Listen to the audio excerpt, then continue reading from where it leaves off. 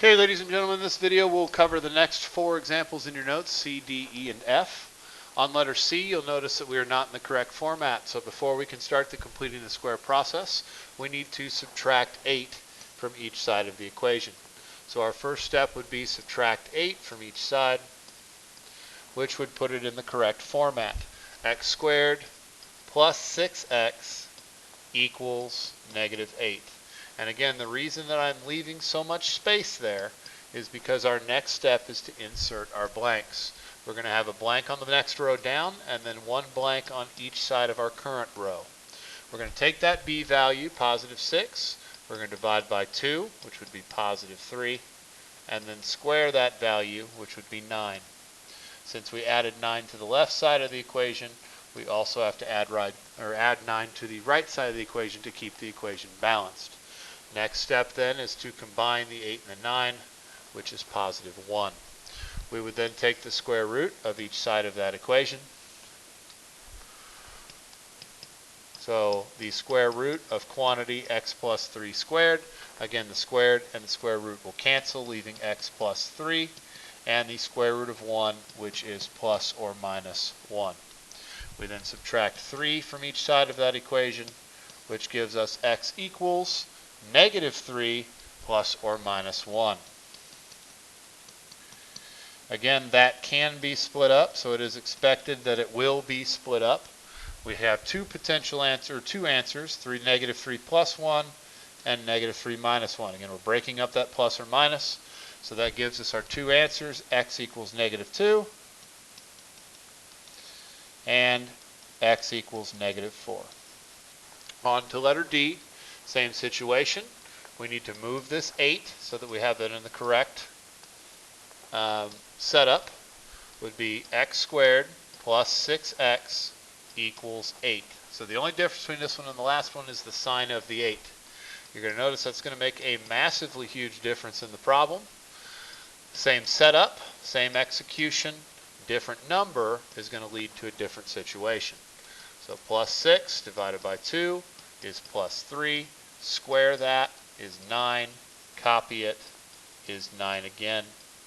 This time, though, since it's not negative 8, 8 plus 9 is 17. Take the square root of each side. And I know what you're thinking. You're thinking, Mr. Wills, there is no square root of 17. In fact, it doesn't even reduce, and you're 100% correct. On the left side, the squared and the square root cancel, leaving x plus 3. On the right side, this root does not reduce, so we simply have plus or minus the square root of 17. Subtract 3 from each side. Those are not like terms, so our final answer would be x equals negative 3 plus or minus the square root of 17. We have two additional examples on the next page, so we're going to do them. First up, for letter E. Again, we are not in the correct format. In order to start the problem, we need to add 41 to both sides of the equation. That would give us x squared plus 4x equals 41. Again, I'm leaving lots of room because my next step is to complete the square, which requires me to add something to both sides of that line and add something to the next line. So, again, it's the same process every single time. We divide that value by 2, so 4 divided by 2 is 2. We then square that value, 2 squared is 4, and we copy that value to the other side. So we have to add 4 to both sides to complete the perfect square trinomial. Combine these, 41 plus 4 is 45. We're then going to take the square root of each side. So we have the square root of quantity x plus 2 squared equals the square root of 45. So on the right, as it has every other time, the parentheses will cancel. The exponent will cancel with the root, leaving what's inside the parentheses, x plus 2 equals, and the square root of 49 is plus or minus 3 root 5. Again, if you are not familiar with reducing roots, what essentially is happening here is 45 is not a perfect square, but 45 is 9 times 5. 9 is a perfect square whose square root is plus or minus 3, which is where we get 3 root 5.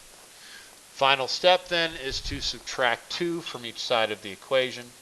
Those are not like terms, so the best answer that we can give is x is negative 2 plus or minus 3 root 5.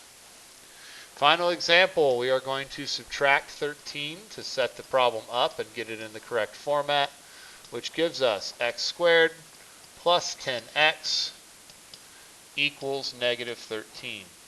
We're going to insert our blanks. Now notice I'm always labeling the top blanks with pluses. That's because those values will always be positive, regardless of whether or not the number we end up with in our bottom blank is positive or negative.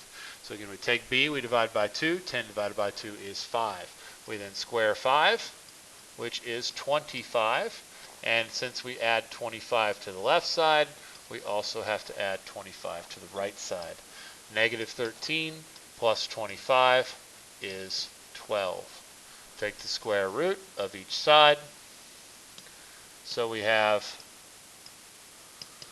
the square root of quantity x plus 5 squared equals the square root of 12. These parentheses and the exponent and the root will cancel each other, leaving x plus 5. The square root of 12 is plus or minus 2 root 3. Again, 12 is not a perfect square, but it is divisible by 4. That is a perfect square. Square root of 4 is plus or minus 2. Subtract 5 from each side to finish the problem. Again, those are not like terms, so x would be negative 5 plus or minus 2 root 3.